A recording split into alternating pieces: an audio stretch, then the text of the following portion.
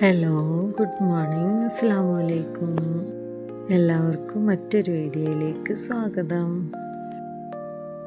അപ്പോൾ എന്താണ് എല്ലാവരുടെയും വിശേഷങ്ങൾ? മഴയൊക്കെ ആയിട്ട് എങ്ങനെയുണ്ട്? ബ്രേക്ക്ഫാസ്റ്റൊക്കെ കഴിച്ചോ?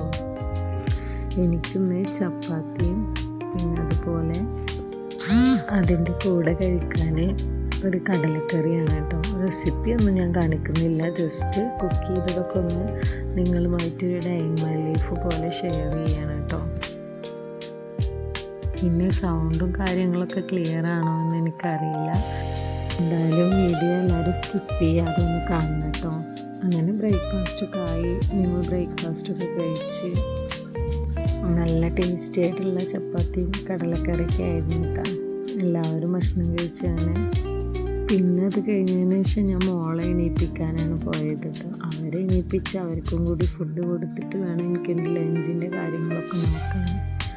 അങ്ങനെ മോളെ എണീപ്പിച്ചു.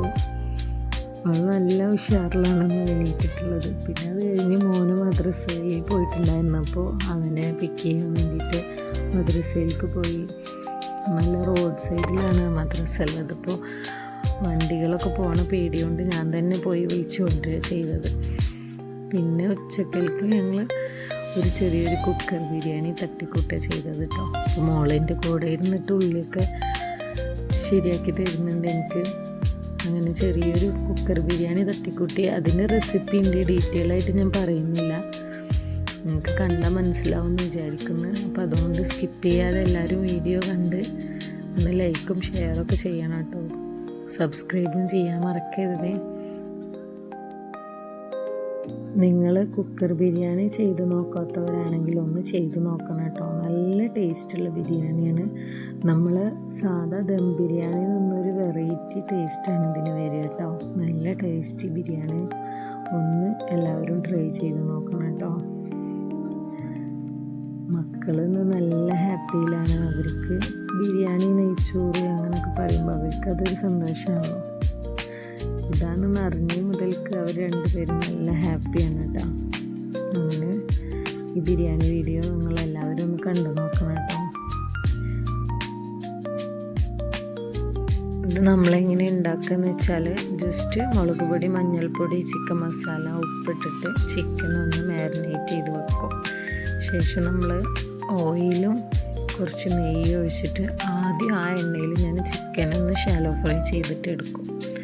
പിന്നീട് ആ എണ്ണയിലാണ് നമ്മൾ ഓൾ സ്പൈസസ് ഇടും. അതുപോലെ ഉള്ളിയിട്ട് ഉള്ളിനെ വഴറ്റി ജിഞ്ചർ ഗാർലിക് പേസ്റ്റ് ഇട്ട് പിന്നെ അതുപോലെ നമ്മൾ തക്കാളി ഇട്ട് എല്ലാം നല്ലോണം വഴഞ്ഞ് വന്നതിന് ശേഷം അതിലേക്ക് മസാലപ്പൊടികൾ ഇടും. മസാലപ്പൊടികൾ എന്ന് പറഞ്ഞാൽ മഞ്ഞൾപ്പൊടി, മല്ലിപ്പൊടി, മുളക് പൊടി, ചിക്കൻ മസാല, ഗരം മസാല ഇതിട്ടതിന് ശേഷം കുറച്ച് തൈര് ഒഴിക്കും.